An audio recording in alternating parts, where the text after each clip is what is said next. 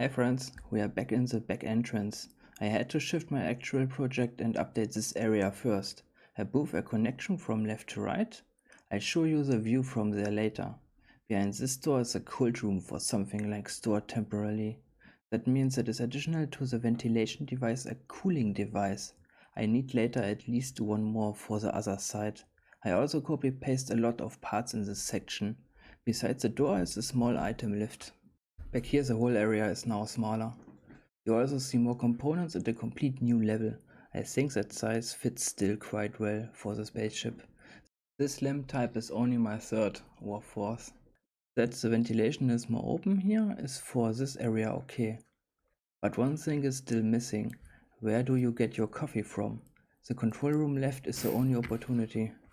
After the corridor, that is actually what I intended to tinker, the whole cryonic parts, but that is a start. Now we reach the open connection corridor. You see the nice view over the entrance gate? I hope I haven't promised too much. In reality, that is a place where you drink your coffee with your mates. Then, thanks so much for watching, don't forget to follow and have a great time.